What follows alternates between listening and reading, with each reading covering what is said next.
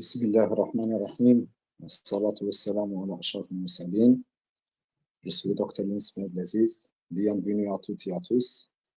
Merci d'avoir assisté à notre live aujourd'hui pour un autre cours sous le nom des compressions médulaires lentes, présenté par Dr. Zitouni Ibrahim Saoud, spécialiste en neurochirurgie. Donc, c'est un cours très important. Essayez de profiter le maximum, essayez de partager à vos collègues.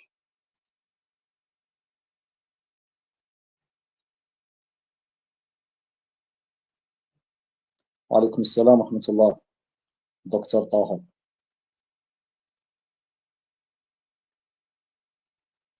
وعليكم السلام ورحمة الله.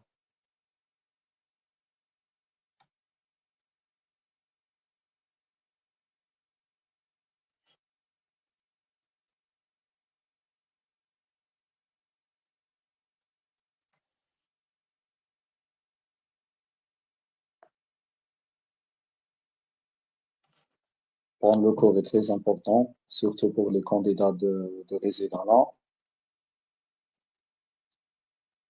C'est un cours hyper tombable. Donc, essayez de profiter au maximum dans les commentaires.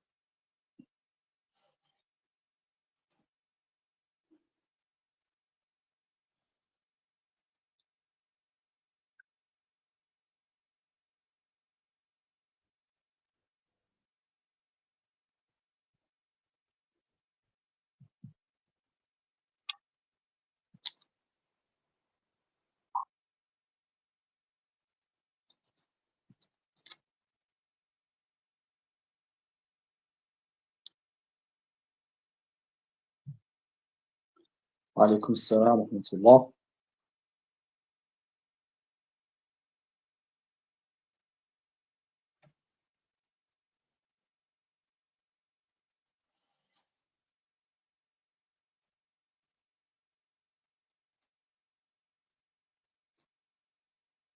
Donc, 2 minutes et on commence, Inch'Allah.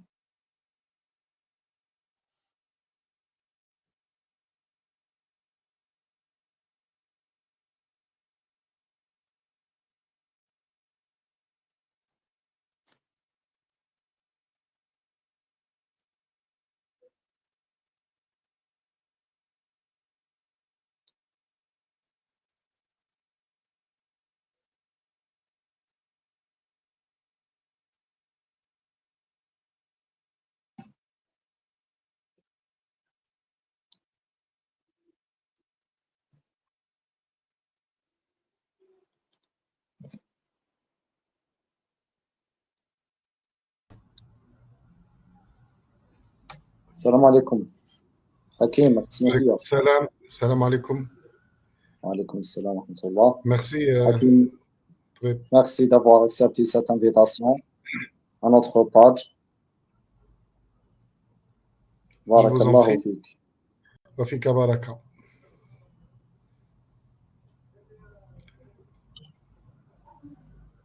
Salam Donc, tout le alaikum. monde, si vous avez des questions, n'hésitez pas à les poser dans les commentaires et on va répondre à la prochaine live, Inch'Allah. Donc, je laisse la parole au docteur Tony. Merci Younes. Alors, je pense qu'on peut commencer maintenant. Salam alaikum. Merci beaucoup pour l'invitation. Étant un ancien maître assistant hospitalo-universitaire, un enseignant à l'université de Blida, je suis maintenant installé en privé. Je suis très content d'avoir accepté l'invitation car ça me permet de retrouver un peu mes automatismes pour enseigner et transmettre un savoir que j'ai acquis. Et par cette occasion, je remercie tous mes enseignants de m'avoir appris déjà tout ce que je connais aujourd'hui et que maintenant j'ai l'occasion de pouvoir transmettre tout ce savoir. Alors, comme vous le savez déjà, en neurochirurgie, on reçoit beaucoup de consultations par rapport à plusieurs pathologies. Et la chose qui est un peu frappante en neurochirurgie et en neurologie, c'est que le système nerveux, les nerfs particulièrement, ce sont des cellules qui ne se divisent pas et qui se régénèrent de façon très difficile.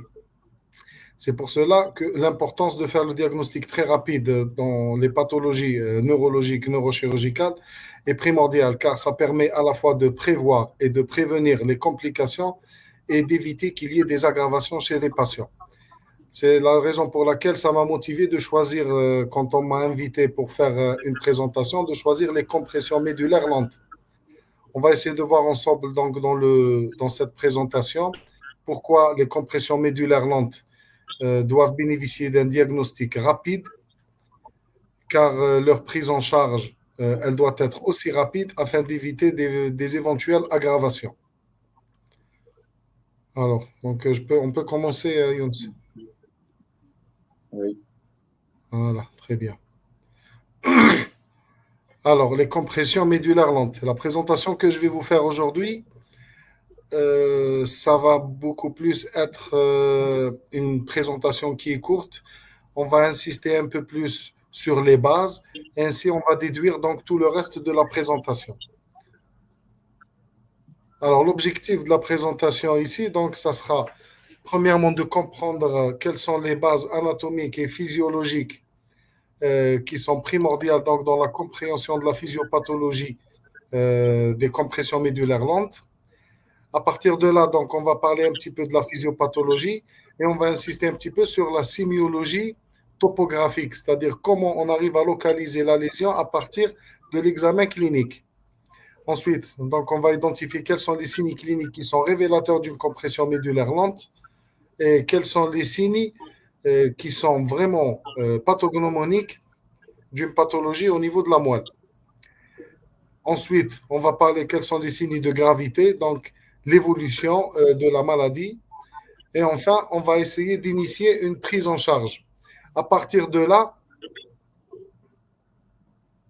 on va développer ce qu'on appelle un raisonnement clinique structuré pour faire une bonne conduite par rapport à la démarche diagnostique et thérapeutique. Ça veut dire quoi?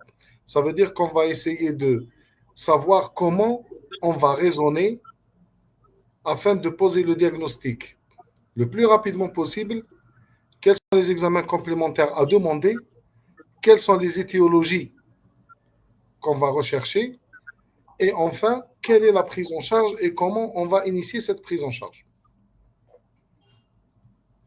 Alors, on va voir donc l'introduction, on va insister beaucoup plus sur le rappel anatomique, physiologique et sémiologique, on va parler de l'examen clinique, un petit peu sur les examens complémentaires, je vais vous donner quelques illustrations sur certaines pathologies, on va parler un petit peu des étiologies, et enfin, on va entamer la prise en charge qui va être une courte partie, mais qui est assez importante. On va terminer donc par une petite conclusion ou quels sont les messages qu'il faudra retenir. Alors, qu'est-ce que ça signifie? Une compression médulaire lente. Donc, 3 mots, compression, médulaire et lente. Ça veut dire qu'il y a une compression au niveau de la moelle et cette compression-là, donc, elle va évoluer de façon très lente. C'est-à-dire qu'il y a quelque chose qui n'existe pas en réalité au niveau du canal médulaire, là où passe la moelle. Et après, il va y avoir quelque chose qui va venir et qui va essayer de comprimer une des parties de la moelle. Cette installation lente, qui est très particulière, elle va nous donner des symptomatologies qui vont évoluer lentement avec le temps. C'est-à-dire qu'elles vont passer inaperçues les premiers temps. Et ainsi de suite, doucement, doucement, les signes cliniques ils vont commencer à apparaître. D'où l'importance donc d'éviter de faire un retard diagnostique. C'est-à-dire qu'il faudrait avoir le réflexe, à partir des premiers signes qui vont apparaître, de penser à la compression médulaire et d'essayer de poser le diagnostic, de demander les examens complémentaires nécessaires afin de poser ce diagnostic rapide. Pourquoi?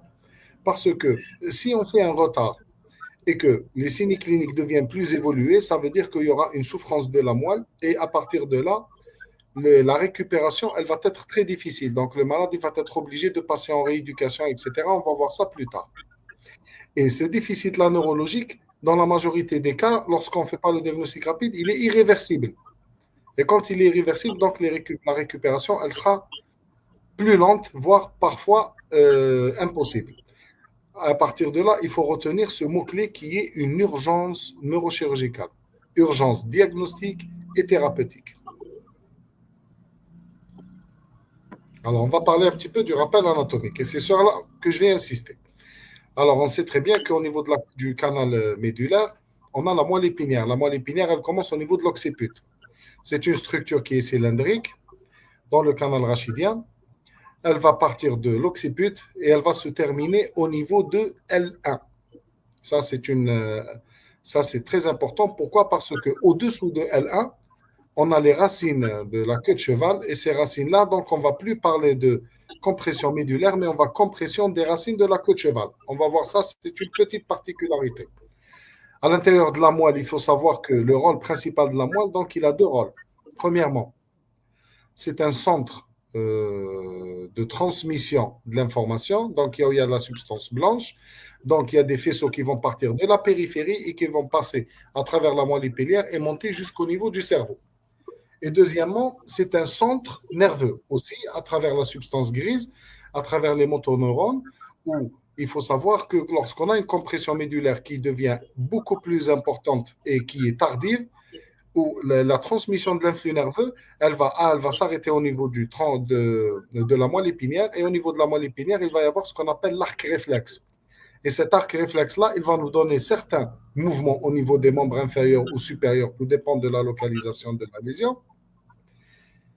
Mais ces réflexes-là, ils ne sont pas volontaires. Donc, cette motricité n'est pas volontaire. C'est pour cela qu'à un certain moment, on va le voir un peu plus tard, que lorsqu'un malade il a une compression médulaire qui est tardive et qui ne bouge pas les membres inférieurs, après, il va nous dire, voilà, mes jambes, ils bougent un petit peu. Mais est-ce que ces mouvements-là, elles sont volontaires ou pas? Donc, le malade, il va nous dire non, de temps en temps, elles vont bouger toutes seules. C'est ce qu'on appelle l'arc réflexe. Cet arc réflexe, il est assuré par la substance grise qui est située au niveau de la moelle épinière et non au niveau du cerveau. Alors, donc, on voit bien ici. Alors, la moelle épinière, on commence au niveau de l'occiput. On a le rachis cervical. Rachis cervical, il y a la moelle cervicale. La moelle cervicale, on a un renflement cervical qui correspond au plexus brachial. Alors, imaginez que les fibres nerveuses, elles vont venir du cerveau, elles vont descendre. Au niveau de la moelle cervicale, il va y avoir les nerfs rachidiens qui vont sortir à partir des trous de conjugaison et ils vont partir innerver les membres supérieurs. C'est le plexus brachial. Puis vient le rachis dorsal. Le rachis dorsal, on aura donc les nerfs thoraciques. Ces nerfs thoraciques, ils vont innerver principalement de façon sensitive, donc tout ce qui est au niveau du thorax et au niveau de l'abdomen. Donc, arrivé au niveau du rachis lombaire, on voit bien ici qu'au niveau de L1, la moelle, elle s'arrête. Et après, on aura les racines de la queue de cheval. Alors, ce qui est important de connaître ici, vous allez me dire, alors, l'émergence donc des racines dorsales, elle naît au niveau de la moelle, au niveau du rachis dorsal, ici, par rapport aux racines lombaires. Donc, elles naissent au niveau du rachis dorsal, et puis elles vont descendre et sortir au niveau du rachis lombaire. Pourquoi? Parce que lors de l'évolution, lorsque la personne, lors de la croissance des enfants, donc on a le rachis qui ne va pas avoir la même vitesse de croissance que la moelle. Donc, la moelle, au départ, elle a la même localisation que le rachis au complet. Et puis, avec l'évolution, le rachis, il va progresser, donc il va s'allonger et va augmenter de longueur, alors que la moelle, elle va s'arrêter au niveau de L1. Et ici, on a la particularité, c'est qu'au niveau des dernières vertèbres dorsales, on va avoir un autre renflement qui correspond au renflement lombosacré. C'est-à-dire, ce renflement-là, il va donner le plexus lombosacré, qui va être responsable de l'innervation des membres inférieurs. Alors, pour résumer, on va dire, la moelle, elle va commencer au niveau de l'occiput, elle va se terminer au niveau de L1. Et il y a une petite particularité ici au niveau de cette région qu'on appelle le cône terminal ou bien le cône médulaire. Cette partie-là, on voit bien que les racines, elles vont être au même niveau que la moelle. Et on va parler de ça un petit peu plus tard quand on va parler du syndrome du cône terminal, parce qu'on va avoir une association entre une compression des racines et en même temps une compression de la moelle. Alors, à partir de là, donc, on a les racines de la queue de cheval. Donc, ce qu'il faut savoir, c'est que quand on a une lésion au niveau cervical, dorsal, jusqu'au niveau de L1, on parle de compression médulaire. Lorsqu'on a une lésion au niveau de L1 jusqu'à L2, on parle de compression médulaire et compression des racines de la queue cheval. On va appeler ça le syndrome du cône terminal. Au-dessous, au niveau lombaire, à partir de L2 jusqu'au niveau de L5, S1, S2 et au niveau du sacrum. Donc là, ça va être le syndrome de la queue de cheval. Ah, pardon, je reviens un petit peu ici. Alors, vous voyez bien qu'au niveau cervical, la substance grise, elle est moins volumineuse qu'au niveau de S3. Alors, vous allez me dire pourquoi?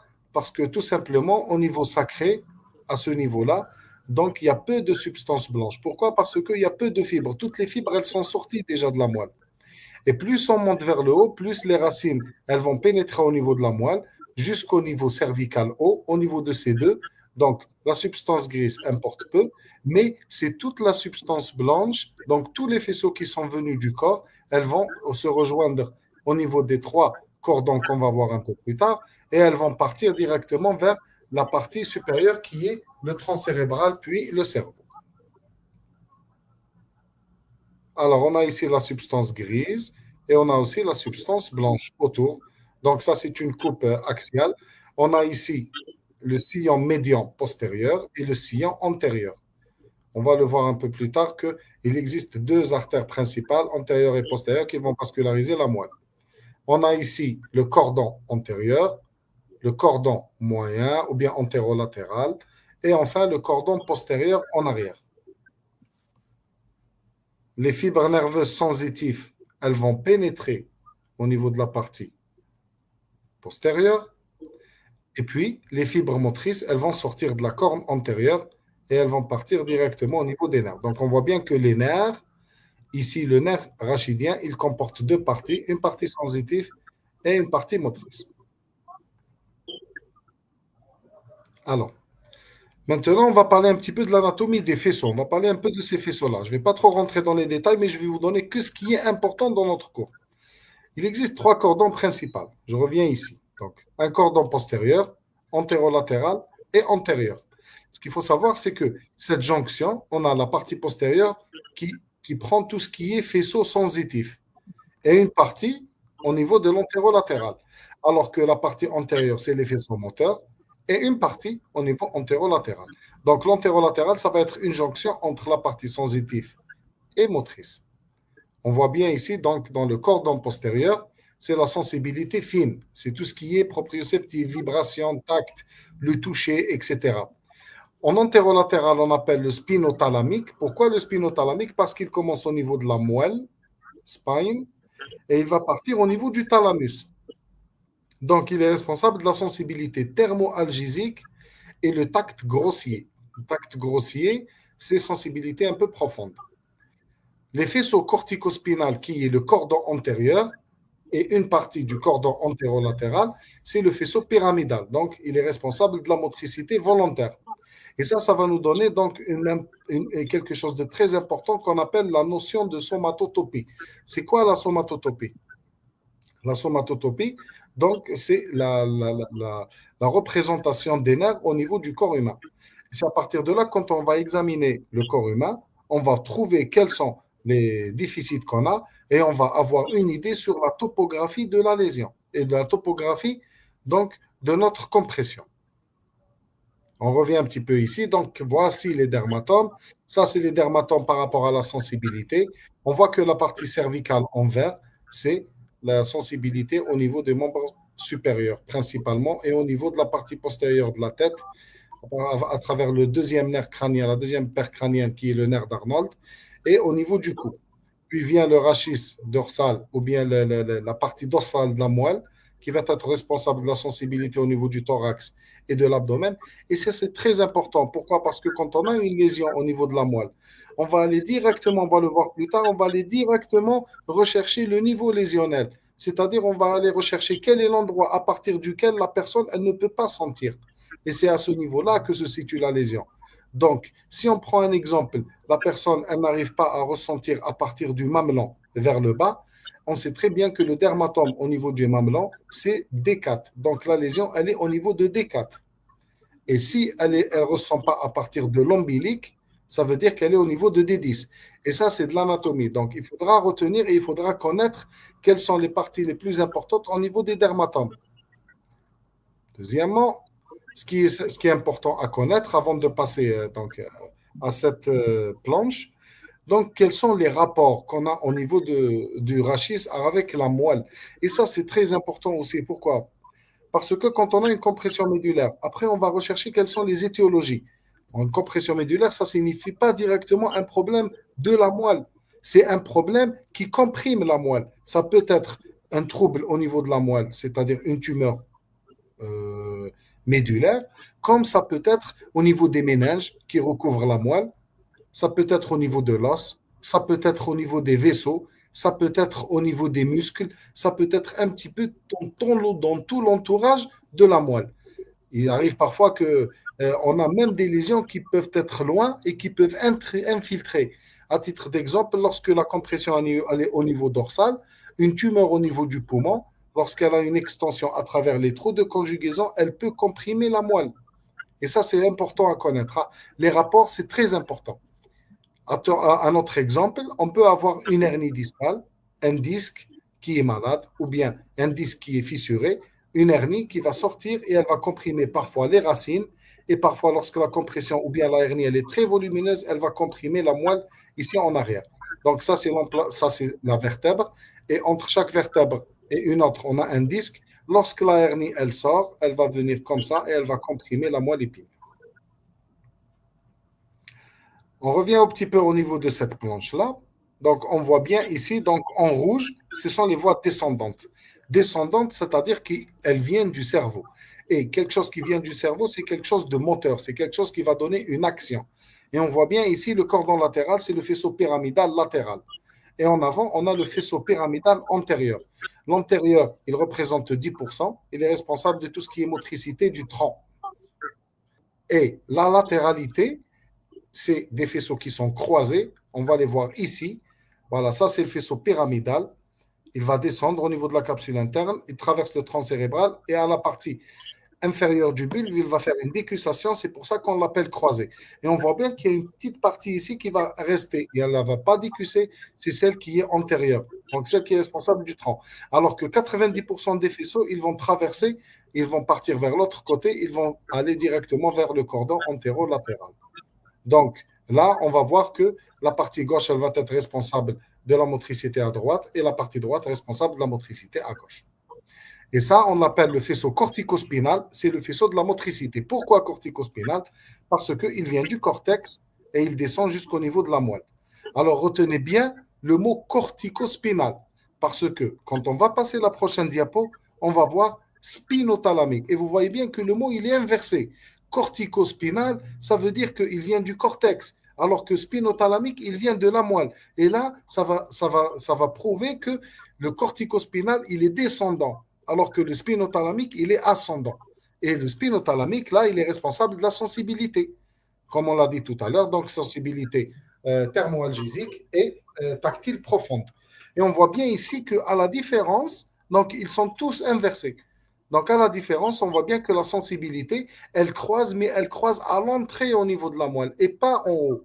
Et il va pas. Une fois qu'elle va croiser au niveau de la moelle, elle va monter. Donc, le cordon antérolatéral directement vers le haut, jusqu'au niveau du thalamus, puis vers l'air sensitif ou bien l'air somesthésique au niveau de la partie pariétale, donc du cerveau. Donc, je pense que là, on a fait un petit peu le tour de l'anatomie. Et c'est très important. Ce qu'on va retenir ici, c'est que il existe une moelle épinière. La moelle épinière, elle va de C1 jusqu'au niveau de L1. N'importe quelle compression au niveau de cette région, on appelle ça une compression médulaire. Au-dessous, ça va être la queue de cheval. Et c'est très important. Deuxième des choses, pourquoi je suis en train d'insister sur ça? Parce que si la compression, elle est latérale, on va avoir une symptomatologie qui est latérale. C'est l'équivalent d'un Brown séquard. Mais si on a une compression qui est antérieure, on va avoir une compression antérieure qui est majoritairement motrice. Donc, le malade, il va se plaindre de troubles moteurs. Mais lorsqu'on a une compression qui est postérieure, donc ça va être la sensibilité, le malade, il va se plaindre beaucoup plus de troubles sensitifs. Et c'est ça l'importance, premièrement. Et deuxièmement, par rapport au dermatome, ça va nous donner une localisation topographique en hauteur, c'est-à-dire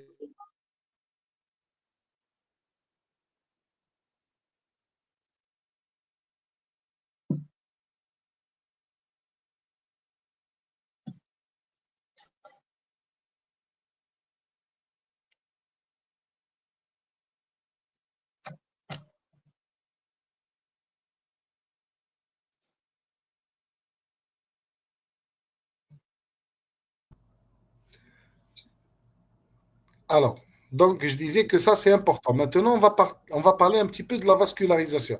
Et ça, c'est une partie qui est assez importante aussi, parce qu'on a deux artères, l'artère spinale antérieure et les artères spinales postérieures, parce qu'on a deux, une à droite et une à gauche.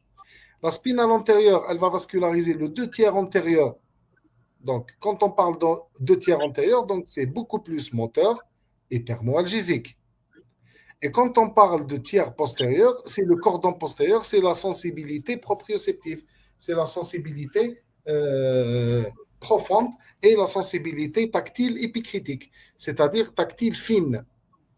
Et ce réseau-là, il y a aussi d'autres réseaux radiculaires, comme l'artère d'Adamkiewicz, on va la voir euh, dans les photos suivantes. C'est une artère qui naît au niveau de T9. Et cette artère-là, elle va revenir pour renforcer la vascularisation au niveau de la partie terminale de la moelle épinière. Parce que ces artères spinales antérieures et postérieures, on va le voir ici, ces artères spinales antérieures et postérieures, elles vont naître au niveau de la partie supérieure du rachis et elles vont descendre à partir du trou occipital et elles vont descendre durant toute la hauteur. Donc, toute la hauteur de la moelle, elle va être vascularisée par la spinale antérieure et postérieure. Et là, au niveau de la partie T11, il va y avoir une autre artère qu'on appelle l'artère d'Adamkiewicz. Elle va venir et elle va renforcer donc la vascularisation au niveau de cette région. On voit bien ici donc les branches antérieures, ainsi l'artère antérieure, elle va vasculariser cette partie-là et elle va renforcer aussi toute cette partie, donc le deux tiers. Alors que l'artère spinale postérieure, c'est le tiers postérieur. Pourquoi j'insiste sur la vascularisation? Parce que lorsqu'on a une compression au niveau de la moelle, cette compression, elle ne va pas intéresser seulement les nerfs. Parce qu'un nerf qui est comprimé, lorsqu'il sera décomprimé, il va refonctionner. Mais le problème, c'est que quand on a une compression au niveau de la moelle, il va y avoir aussi une compression des vaisseaux. Et on sait bien que les vaisseaux et les artères, elles vont vasculariser la moelle. Donc, à ce stade-là, lorsque la compression elle devient chronique, il y a une compression, donc il va y avoir une ischémie. Et une ischémie médulaire, ça veut dire que les nerfs, ils sont morts au niveau de cette région. Il y a une souffrance médulaire, les nerfs, elles vont souffrir, donc ils ne vont pas travailler correctement. Et c'est à partir de là qu'on va ne plus avoir de résultats après chirurgie. C'est-à-dire que lorsqu'on arrive au stade d'ischémie, ça devient une urgence. C'est pour ça que le diagnostic, il doit être fait avant que l'ischémie, elle ne se fasse, parce qu'après, il n'y aura pas de récupération chez le malade. Donc ça, c'est pour la vascularisation. Il faut bien retenir que compression, c'est urgence. Urgence pas seulement par rapport au nerf, mais par rapport à la vascularisation. Alors, qu'est-ce qui se passe en réalité? On va parler un petit peu de la physiopathologie. Une compression, donc, au départ, lorsque la compression elle est récente, le malade, il ne va rien ressentir. Pourquoi? Parce que c'est une compression lente, la moelle, elle va s'adapter, elle va essayer de s'atrophier, elle va essayer de trouver un petit peu l'espace en arrière, parce qu'on sait bien que la moelle au niveau du rachis, elle est recouverte de LCR. Et ce LCR-là, il va la protéger. Quand il va la protéger, lorsqu'il aura une compression antérieure, la moelle, elle va partir en postérieur. Elle va trouver de l'espace. Donc, elle va s'adapter. C'est un mécanisme d'adaptation. Quand elle s'adapte, il n'y aura pas de signe clinique. Le malade, il va se plaindre de rien du tout. C'est ce qu'on appelle la phase de début. Ensuite, elle va venir la phase d'état. C'est la phase où la moelle, elle va commencer à souffrir. La compression, elle va devenir de plus en plus importante et c'est à ce stade-là que la compression des vaisseaux, elle va se faire. Donc, on aura une souffrance au niveau des axones. Pourquoi? Parce que les axones, la substance blanche, c'est la première qui est à l'extérieur. La substance grise, elle est à l'intérieur. Donc, il va y avoir une souffrance d'abord des axones et altération de transmission de l'influx nerveux. Et donc, le malade, il va commencer à avoir des troubles neurologiques. Et comme la substance blanche, il y a une partie qui est sensitive et une partie qui est motrice, tout dépend de la compression. Si elle est en antérieur, le malade il va avoir des troubles moteurs. Si elle est en postérieur, le malade il va avoir des troubles sensitifs. La progression, elle va se faire progressivement, donc doucement, doucement, doucement, et le malade, il va commencer à se plaindre de symptomatologie qui s'aggrave avec le temps. Et le malade, il n'est pas en train de récupérer. Quels que soient les médicaments qu'il est en train de prendre, il n'est pas en train de s'améliorer. C'est là que ça va attirer notre attention. Pourquoi le malade, il n'est pas en train de s'améliorer? Alors, au lieu de donner toujours des médicaments, il faut d'abord poser le diagnostic. Le malade, quand on lui donne des médicaments, il vient se plaindre de douleur ou bien d'une petite faiblesse musculaire ou quelque chose comme ça. Si on ne fait pas bien le diagnostic, l'examen clinique et on ne pose pas bien le diagnostic, on va toujours le traiter avec des médicaments. Là, il va s'aggraver et la maladie, elle continue à évoluer, arrivant jusqu'au stade où ça devient irréversible et là, ça sera trop tard pour le malade.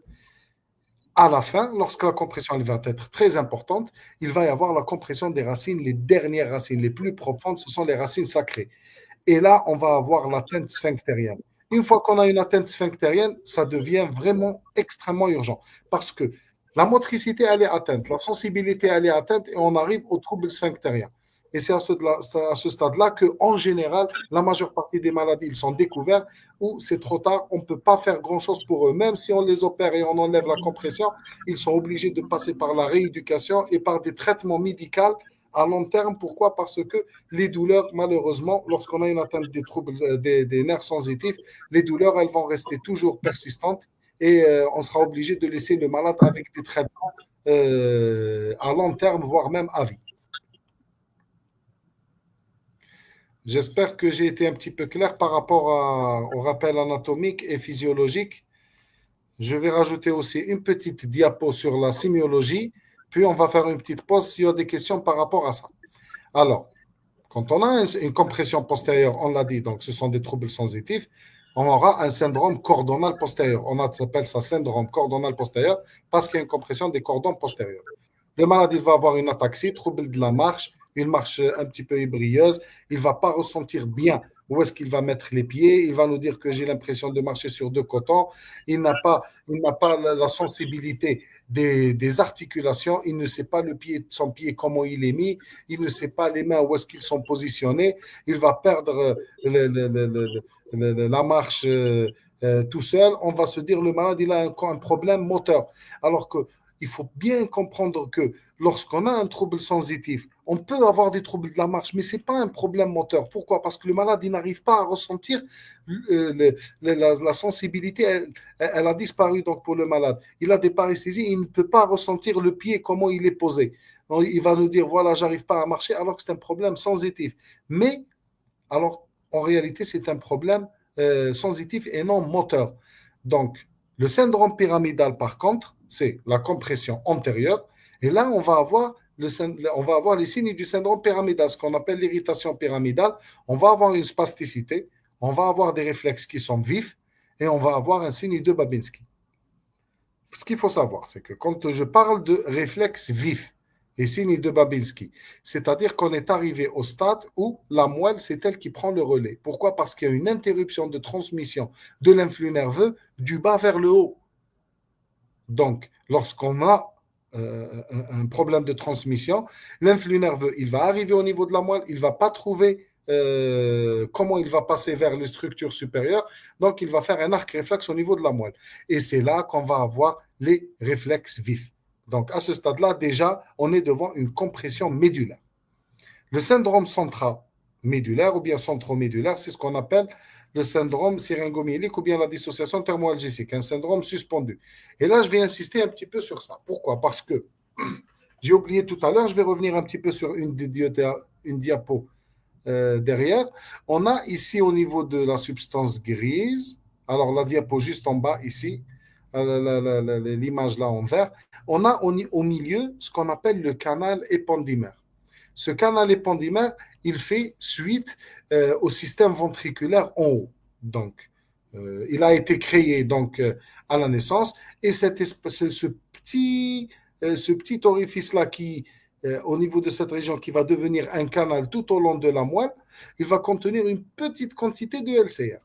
Cette petite quantité-là, elle ne va pas être compressive, mais lorsque on a une lésion au niveau de cette région, une tumeur ou bien quelque chose qui va évoluer au niveau du canal épendymère, quand je dis canal épendymère, c'est-à-dire que sa paroi, elle est recouverte d'épendyme. Donc, le malade, il a bien le droit de faire un épendymome, par exemple, une lésion au niveau de l'épendyme, ou bien un hématome, ou bien du liquide ici. On va parler un peu plus tard de la syringomyélie. Donc, on va avoir une compression qui est centromédulaire. Pardon. Une compression qui est au niveau du centre seulement. Donc, elle ne va pas toucher la partie au niveau de ces régions-là. Mais qu'est-ce qu'elle va toucher au niveau du centre? Elle va toucher les faisceaux qui vont croiser la ligne médiane au niveau de cette région. Et on en a parlé tout à l'heure, qui sont les fibres sensitives thermoalgésiques. Donc, le malade, il va nous, oui, voilà, il va nous donner seulement une atteinte de la thermoalgésie alors que le reste, il est conservé. Et ça, c'est ce qu'on appelle le syndrome centromédulaire. Ça, on va avoir une dissociation thermoalgésique suspendue. Pourquoi suspendue? Parce que la partie haute et la partie basse, il va y avoir un passage normal des troubles des fibres sensitives.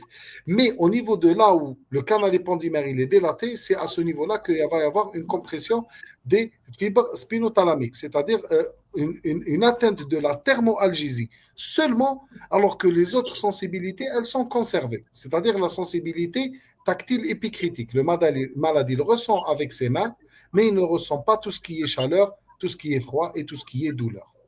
Ça, c'est important à connaître, on va en parler un petit peu plus tard. Alors, donc ça, c'est pour tout ce qui est anatomie, physiologie et sémiologie. Est-ce que vous avez des questions?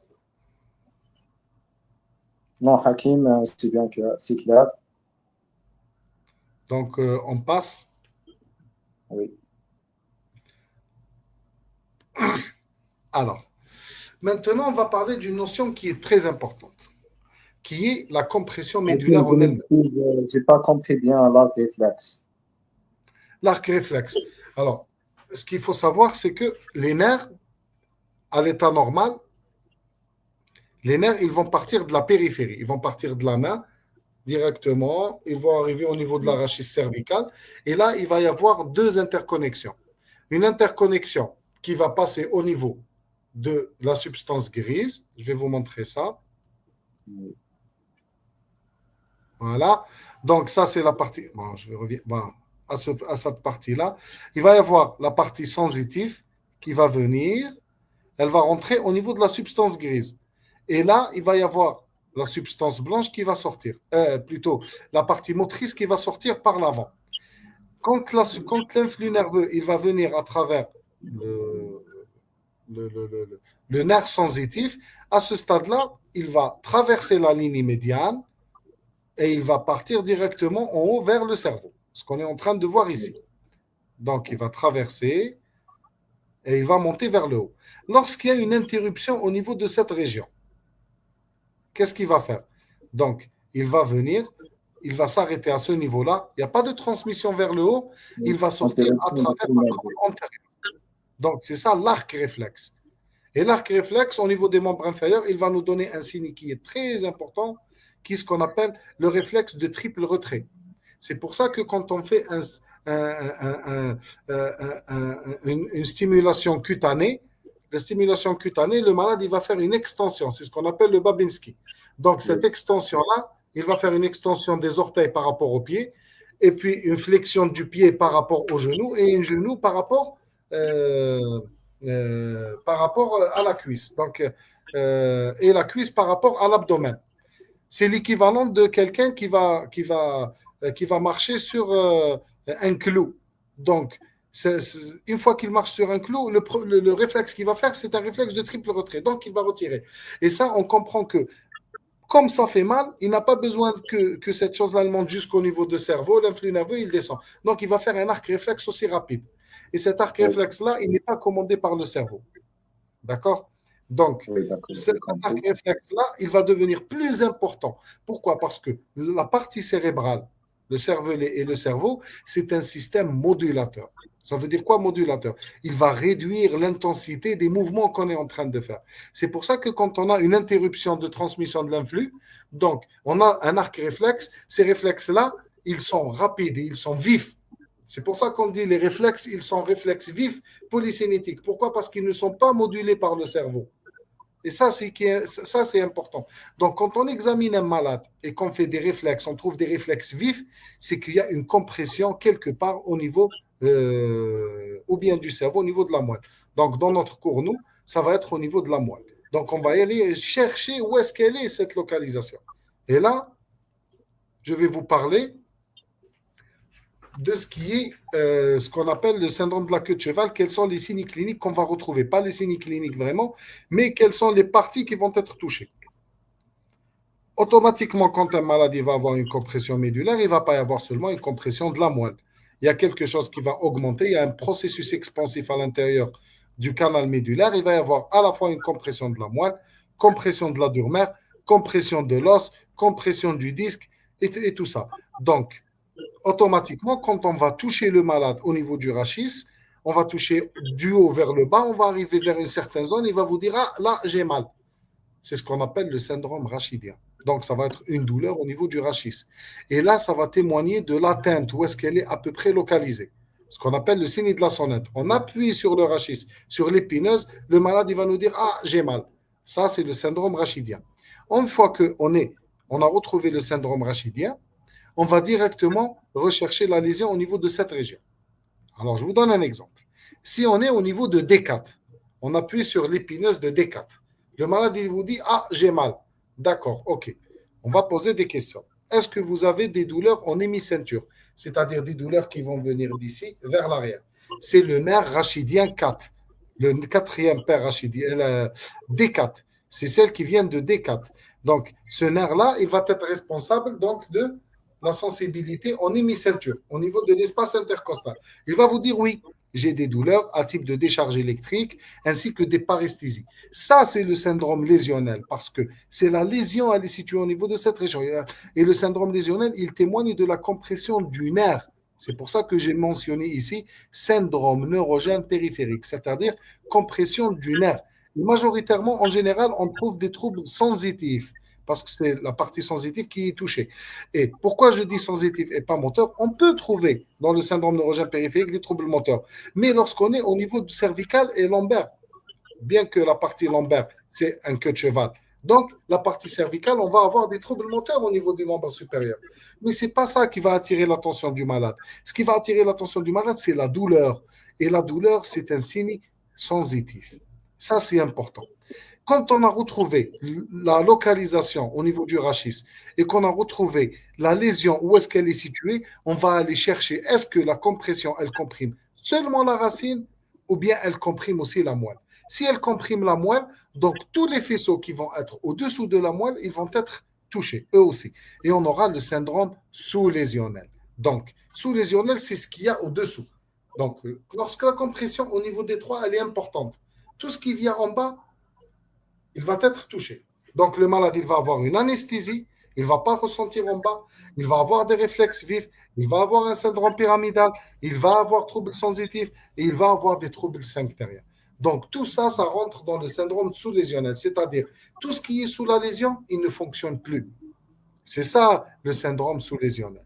Donc syndrome rachidien, c'est par rapport au rachis, c'est lui le premier signe qui va nous donner,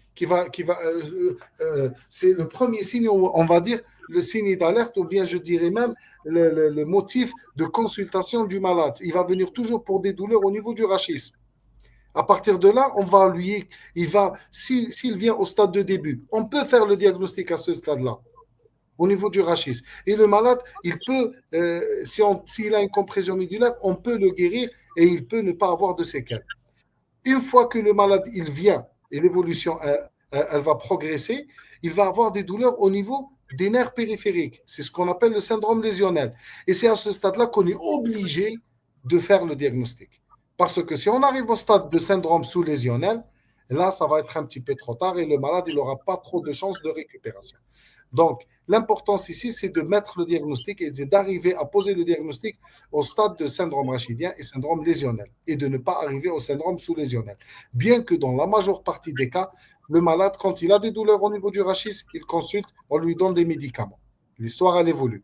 Lorsqu'il a un syndrome lésionnel, on lui donne aussi des médicaments. Et l'histoire, elle évolue encore.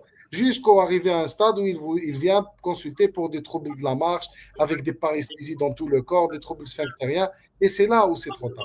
Donc, l'objectif aujourd'hui du cours, c'est d'arriver à poser le diagnostic au stade de syndrome rachidien et syndrome lésion.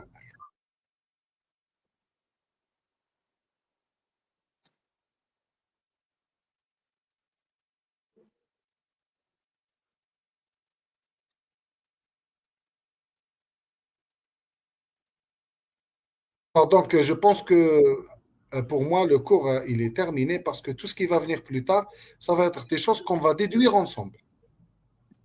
Oui, Les signes cliniques. Automatiquement, quand je vais vous demander qu'est-ce qu'on va rechercher chez le malade, des douleurs au niveau du rachis, syndrome rachidien, et des douleurs au niveau un peu partout dans le corps. Et bien que quand un malade il vient vous dire, par exemple, j'ai des douleurs au niveau du membre inférieur, au niveau de l'épaule, il faut arriver à faire la part des choses entre un problème des douleurs musculaires ou bien des douleurs articulaires ou bien des douleurs nerveuses, les névralgies. Et les névralgies, elles ont des particularités, c'est qu'elles suivent le trajet des nerfs. Premièrement. Deuxièmement, elles sont accompagnées de troubles sensitifs.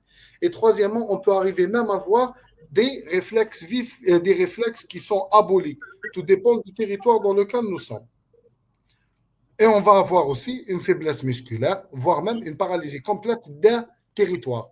Si je parle de, par exemple, C5, on va avoir une paralysie de l'abduction du membre, c'est-à-dire paralysie du muscle deltoïde. On va rechercher le signe de Babinski, bien sûr. Pourquoi? Pour voir, parce que la compression médulaire, on est obligatoirement, si on examine les réflexes et qu'on trouve des réflexes vifs, on est obligé de faire le réflexe cutané plantaire pour voir est-ce qu'il a un signe de Babinski ou pas. Donc, recherche de déficit moteur, étude de la sensibilité, donc, et tout type de sensibilité. Mais il ne faut pas négliger parce que parfois, on fait juste la sensibilité. Monsieur, est-ce que vous avez mal? Non, je n'ai pas mal. Est-ce que vous ressentez bien? Oui, j'ai pas de problème. OK. Et le malade, il n'arrive pas à faire la différence. Est-ce qu'il ressent bien le chaud et le froid? La majeure partie du temps, c'est des malades qu'on reçoit avec des brûlures au niveau des mains.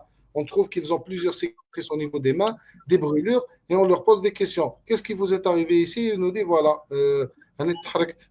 Euh, maintenant, mais est-ce que vous avez ressenti هذا الحريقة؟ يقول que non. Là, on voit qu'il y a un problème. Pourquoi? Parce que c'est pas normal qu'il ne ressente pas une chaleur vraiment très importante. Et là, il peut avoir une atteinte thermoalgésique, comme on en a parlé tout à l'heure. Les réflexes, c'est très important de les faire. C'est très important. L'examen neurologique au niveau de la moelle, c'est motricité, sensibilité, réflexe. Et à la fin, si tout va bien, tant mieux. Sinon, si elles sont atteintes, les trois, on va aller chercher aussi les fonctions sphinctériennes, la vessie et le rectum. On peut aller jusqu'à faire un toucher rectal pour voir le tonus anal. On doit faire le réflexe crémastérien. On doit voir est-ce que le malade il a des troubles incontinence urinaire ou bien rétention, etc. Tout ça, ce sont des choses qu'il faut chercher. Et vous voyez bien que quand on fait un examen neurologique, parfois on est obligé de passer par les autres appareils. Appareil, par exemple, le génito-sphinctérien. Donc, tout ça, c'est important. J'insisterai un petit peu sur le syndrome du cône terminal. Et on en a parlé tout à l'heure, on a dit que le cône terminal, c'est la partie qui est au niveau de L1 où se rejoignent, donc il va y avoir une superposition donc, de la partie terminale de la moelle et des nerfs périphériques. Donc, qu'est-ce qu'on va avoir lorsqu'on a une compression au niveau de cette région? On va avoir une compression d'une partie de la moelle et une compression des nerfs périphériques. Donc, quand on va examiner le malade, comme il y a une compression des nerfs périphériques, on va avoir des réflexes abolis, mais quand on fait le réflexe cutané plantaire, on va trouver un Babinski. Donc, une association d'une atteinte centrale et périphérique, c'est le cône terminal. C'est ça l'intérêt du syndrome topographique. C'est d'essayer de localiser la lésion ou exactement où est-ce qu'elle est. Donc, atteinte qui est bilatérale parce qu'il y a une compression de tout ensemble. Troubles sphinctériens qui sont précoces en général. Pourquoi? Parce qu'il y a une compression de la partie terminale de la moelle. Et la partie terminale de la moelle, c'est l'issue des nerfs sacrés. Les nerfs sacrés, ils vont directement vers les organes génitaux. Une anesthésie en selle, des troubles sexuels qui sont fréquents. Et la majeure partie du temps, ce sont les malades qui viennent et ils ont un petit peu honte de parler de ça, mais parfois ça peut être même le motif, le signe révélateur parfois. Au-dessous du cône terminal, on va avoir les syndromes de la queue de cheval. Donc, une compression de toutes les racines de la queue de cheval sans qu'il y ait une compression médulaire. Et là, ce n'est plus la compression médulaire. À la différence, ce qu'il faut savoir, c'est que pourquoi? Parce que parfois, quand on examine et qu'on trouve les réflexes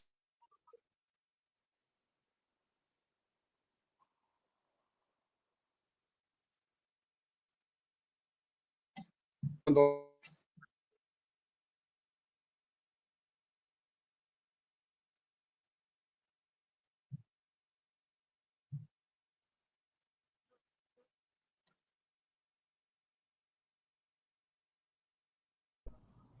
Ah, vous m'entendez, Younes? Oui, oui, Hakim. Donc, même le syndrome de la queue de cheval, c'est une urgence parce qu'il y a une compression des racines aussi. Donc, la différence ici, c'est que là, on doit chercher le Babinski. Si on trouve un Babinski, donc c'est qu'en terminale. Si on ne trouve pas de Babinski, donc on est devant la queue de cheval. Et là, quand on est devant un syndrome de la queue de cheval, donc c'est la même chose. Dans la racine de la queue de cheval, on a les nerfs qui sont à l'extérieur. Dans la périphérie, ce sont les nerfs qui vont sortir les premiers. Donc, c'est les racines lombaires. Et ceux qui sont en profondeur, ce sont les racines sacrées. Et les racines sacrées, donc, on va avoir des troubles sphinctériens qui vont être tardifs parce que ça va être ceux qui sont les plus loin à être comprimés. Douleur radiculaire intense, plusieurs racines en même temps, paralysie parfois flasque. Pourquoi? Parce qu'il y a une interruption de transmission de l'influx nerveux. Donc, il faut retenir aussi que le syndrome de la queue de cheval aussi, c'est une urgence. Alors, là, on a fait le diagnostic. Le malade, il est venu, on l'a vu, il se plaint de douleurs au niveau du rachis, il a un syndrome lésionnel, on a réussi à poser un petit peu le diagnostic, on sait que la lésion, elle est presque au niveau dorsal, dorsal haut, mais on n'est pas sûr exactement au niveau de quelle région. C'est bien, donc on a trouvé que c'est une urgence, il y a une compression de la moelle, il y a des réflexes vifs, etc. Qu'est-ce qu'on fait? Il faut éviter de demander des radiographies simples. Il faut éviter de demander un scanner. Pourquoi? Parce que ça ne pose pas vraiment le diagnostic. L'examen de référence, c'est l'IRM. Il ne faut pas avoir peur de demander une IRM d'emblée. Pourquoi? Parce que si je demande un scanner et que ce n'est pas concluant, je vais demander une IRM. Le malade, il est en train de s'aggraver. Il ne faut pas perdre de temps. Quand je dis que c'est une urgence neurochirurgicale, l'IRM, il faut la demander. D'autant plus que ce n'est pas, c'est quelque chose d'accessible maintenant. Et il ne faut pas avoir peur de demander une IRM médulaire. Ce n'est pas nocif pour le malade. Elle permet de préciser le niveau de la lésion. On la voit, la lésion, où est-ce qu'elle est. Sa nature, son extension, jusqu'où elle arrive. Est-ce qu'elle prend un seul étage ou bien deux, trois, quatre étages? Les limites, est-ce que ce sont des limites nettes ou bien des limites floues? Et l'impact et les rapports, son impact, c'est-à-dire à quel point elle est en train de comprimer la moelle et les rapports. Où est-ce qu'elle vient? Est-ce qu'elle touche les racines? Est-ce qu'elle touche l'os? Est-ce qu'elle touche le disque? Est-ce qu'elle touche les muscles? Est-ce qu'elle infiltre? Est-ce qu'elle infiltre pas? Donc tout ça, c'est important. L'IRM, on va avoir une image directe de la lésion, où est-ce qu'elle est. Et elle nous permet aussi de différencier une lésion qui est à l'intérieur de la moelle d'une lésion qui est à l'extérieur de la moelle, à l'intérieur de la dure-mère, à l'extérieur de la dure-mère, au niveau de l'os, au niveau du rachis. Elle vient de l'extérieur et elle rentre à l'intérieur, etc. Tout ça, c'est très important. Mais l'IRM, elle doit être demandée en urgence dans une compression médulaire. Alors, il arrive parfois qu'on ne peut pas demander une IRM. Un malade qui a eu un traumatisme avant, il a fait une ostéosynthèse, peut-être des plaques et des vis en acier. Il vous dit, voilà, je ne peux pas faire l'IRM. Et là, on arrive à avoir un gros problème.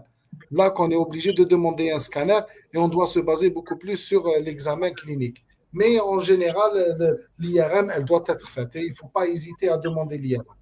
Une radiographie simple, donc le scanner avant, il permet de voir l'os lorsqu'on a peut-être une tumeur osseuse. On peut aller jusqu'à la scintigraphie dans le cas où le malade il présente comme des antécédents de tumeur avec un cancer traité. On pense peut-être que c'est des métastases. Vous voyez que dans le contexte, lorsqu'on fait l'interrogatoire du malade et tout ça, on peut avoir une idée. Il y a beaucoup de cas qui viennent pour une brucellose et qu'on oublie toujours de demander est-ce qu'ils boivent du lait ou bien ils ne boivent pas du lait, etc. Et la brucellose, on sait bien que parfois, elle peut avoir une greffe au niveau des vertèbres. Une brucellose vertébrale, elle va nous donner une épidurite. Cette épidurite, elle va comprimer la moelle. Et ça, c'est important.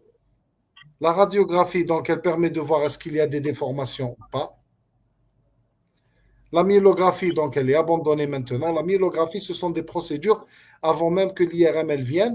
Elle permet, le principe, c'est quoi? C'est de faire une ponction lombaire, d'injecter un produit de contraste. Ce produit de contraste-là, il va diffuser au niveau du LCR. On va faire une radio et on va voir où est-ce qu'il va y avoir l'interruption de ce produit de contraste. Il va monter, arriver au niveau de D4, il va s'arrêter. On va comprendre qu'il y a quelque chose qui comprime au niveau de D4. Parce que je vous ai expliqué tout à l'heure, je vous ai dit que quand on a une compression, qu'est-ce qui va se passer? La moelle, elle va essayer elle va essayer de compenser, elle va essayer de s'adapter en occupant l'espace où il y a l'LCR. Donc, une fois que l'espace où il y a l'LCR il est fermé, il ne va plus y avoir de passage de LCR du bas vers le haut. Donc, on va avoir une interruption. Et c'est ça le principe de la myelographie. Comme c'est un moyen qui est invasif et que maintenant on a l'IRM, on préfère éviter de faire la myelographie et on ne la fait plus d'ailleurs. Parfois, on demande des bilans biologiques. Les bilans biologiques, ils peuvent nous orienter. Par exemple, lors de la brucellose, la tuberculose, un bilan infectieux qui n'est pas bien, donc on peut avoir un syndrome infectieux, un abcès, etc. Une inflammation, maladie de système, une épidurite, une myélite, etc. Ou bien on demande aussi des bilans, les facteurs oncologiques, les marqueurs tumoraux, pour voir si, surtout si le malade il a par exemple un cancer et que les marqueurs ils étaient négatifs après chimioradiothérapie, et après le malade il vient pour des douleurs dorsales. Donc on demande les facteurs, les marqueurs tumoraux, on trouve une ascension des marqueurs. On se dit, ah, peut-être que c'est une métastase. Et là, on demande une scintigraphie ou bien une IRM médulaire complète. Vous voyez que les examens complémentaires, ils doivent être orientés. On se base sur l'examen clinique. Et là, on passe après vers les examens complémentaires. On les appelle examens complémentaires. Il faut pas penser directement, ah, on a un problème, je demande une IRM pour avoir un diagnostic. Parce que il arrive parfois où on fait une IRM, le malade, il a une compression au niveau des quatre et il a une grosse hernie au niveau de C7. Et si on ne fait pas l'examen neurologique correctement, si on ne peut pas savoir est-ce que c'est la hernie C7 qui est en train de comprimer la moelle ou bien la tumeur, par exemple, qui est en train de comprimer au niveau de D4. Et là, on ne va pas aller opérer la lésion, on va opérer ce qui est en train de mettre en jeu la moelle épinière, là où il y a la souffrance. D'accord? Donc, on ne va pas directement vers opérer une lésion qu'on trouve à l'IRM. On opère quelque chose qui comprime la moelle. On arrive aux étiologies. Et là, les étiologies, je vous laisse évoquer toutes les étiologies qui peuvent comprimer. Pour évoquer les étiologies, il y a un principe très simple. Il faut connaître toutes les régions qui sont à côté de la moelle, toutes les structures qui sont à côté de la moelle. S'il y a de l'os, on peut avoir une tumeur osseuse. S'il y a une disque, on peut avoir une hernie discale. S'il y a les méninges, on peut avoir une tumeur des méninges. S'il y a des organes lymphatiques, on peut avoir une réaction inflammatoire, on peut avoir un abcès. S'il y a des poumons au niveau dorsal, donc on peut avoir une tumeur au niveau du poumon qui va infiltrer le rachis dorsal.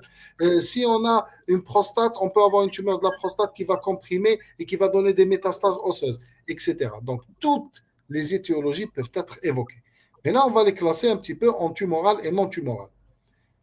Alors, les tumorales, et ce qui est important à savoir, je vais vous montrer un petit peu des images un peu plus tard. Donc, on peut avoir des tumeurs qui sont à l'extérieur de la dure mère. Ce qu'on a, non, les métastases osseuses. Par exemple, le sein, le poumon, le prostate, tout ça. Donc, elles vont donner des métastases au niveau de l'os. C'est ça ce qui va comprimer la dure mère et en même temps la moelle épinière. Une hernie discale, bon, c'est pas tumoral. Alors, intradural, mais extramédulaire, c'est-à-dire à l'intérieur de la dure mère, mais à l'extérieur de la moelle, comme les méningiomes. Pourquoi? Parce que c'est une tumeur des méninges. Et en général, vous allez me dire, monsieur, est-ce que les méningiomes, on peut les trouver en extradural? Oui, ça existe, des méningiomes qui vont se développer en extradural. Ça existe, mais c'est extrêmement rare. Principalement, la majeure partie du temps, elles se développent en intradural. Pourquoi? Parce qu'elles naissent de l'arachnoïde. On peut avoir des neurinomes, des tumeurs des nerfs. Mais les lésions intramédulaires, ce sont des lésions propres à la moelle. La moelle, donc il y a des astrocytes, donc on peut avoir des astrocytomes ou bien des tumeurs astrocytaires. On a un épendyme au niveau de canal épendymaire, donc on peut avoir un épendymome. Donc tout ça, ce sont des tumeurs qui peuvent se développer de n'importe quelle structure qui est adjacente ou bien à côté ou bien à l'intérieur même de la moelle épinière. La particularité ici, c'est la progression lente. Et quand la progression, elle est vraiment lente, la moelle, elle va s'adapter. Et je reviens toujours et j'insiste sur le fait qu'il faut poser le diagnostic au stade donc, de syndrome rachidien et syndrome lésionnel. Alors, les causes ou bien les étiologies non tumorales, on peut avoir les hernies discales. Il y a des cas, il y a des malades qui viennent pour une hernie discale qui est ancienne, surtout au niveau cervical. Dorsales, elles sont très rares. Pourquoi les hernies dorsales, elles sont rares? Là, je vous pose cette question parce que c'est important. Les hernies dorsales, pourquoi elles sont rares? On a des hernies lombaires et on a des hernies cervicales.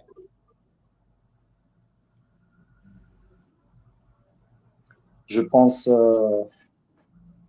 les attitudes qui fréquentent sont je pense, des attitudes au niveau lombaire et au niveau dorsal. Mais non, je n'ai pas la Il faut réponse. être simple. Il faut être simple. Bon, écoutez, la médecine, elle est très simple. Elle est très, très simple. La médecine, il faut savoir raisonner correctement. Quelles sont les parties mobiles au niveau du rachis? C'est la partie cervicale parce qu'elle retient la tête et la partie lombaire. Donc, quand on a une partie qui est mobile, c'est là où se situent les hernies discales. C'est pour ça que la hernie dorsale, c'est des hernies qui sont rares. On a une hernie discale lorsqu'on a, par exemple, un malade qui va qui va sauter, par exemple, ou bien qui va chuter, il va avoir une compression brutale et il peut faire une hernie dorsale. Elles sont rares. Mais la majeure partie des hernies, c'est des hernies cervicales et des hernies lombaires. Et principalement dans la compression médulaire, ce sont des hernies cervicales. On peut avoir un canal lombaire étroit. Et quand je dis un canal lombaire étroit, quand est-ce qu'on parle d'un canal lombaire étroit dans la compression médulaire?